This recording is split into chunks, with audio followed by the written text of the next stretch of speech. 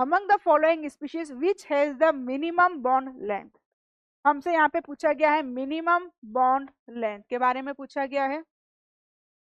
अब उस क्वेश्चन को सोल्व करने से पहले हमें एक ट्रिक आनी चाहिए कि जिसमें भी 14 इलेक्ट्रॉन होते हैं, काउंटिंग जिसकी 14 इलेक्ट्रॉन होती है, उसका बॉन्ड ऑर्डर होता है 3, बॉन्ड ऑर्डर 3, और एक इलेक्ट्रॉन कम करने पर 0.5 बॉन्ड ऑर्डर जो है वो डिक्रीज होता है, 0.5 का उसमें डिक्रीज होता है।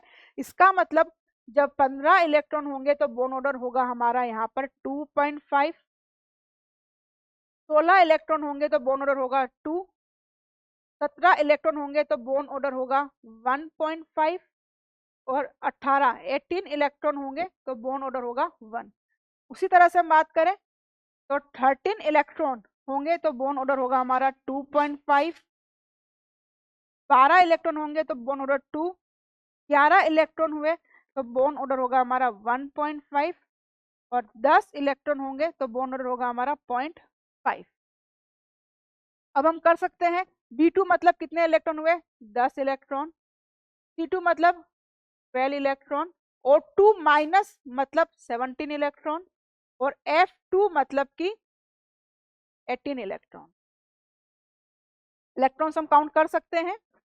यहाँ पर आपसे पूछा गया है बॉन्ड लेंथ। बॉन्ड ऑर्डर और बॉन्ड लेंथ क्या होती है, एक दूसरे के इनवर्सली प्रोपोर्शनल होता है। Bond order is inversely proportional to bond length. हमें यहाँ पर क्या पूछा गया है क्वेश्चन में, मिनिमम बॉन्ड लेंथ पूछी गई है।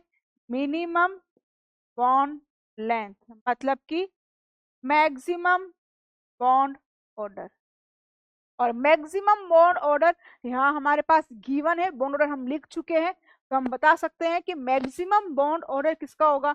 B2 का बॉन्ड ऑर्डर हम क्या होगा, 10 इलेक्ट्रॉन है तो बॉन्ड ऑर्डर कितना है 0.5, 18 का बॉन्ड ऑर्डर है 1, C2 मतलब 12, और 12 इलेक्ट्रॉन मतलब बॉन्ड ऑर्डर कितना होगा 2, 17 इलेक्ट्रॉन बॉन्ड ऑर्डर कितना होगा 1.5।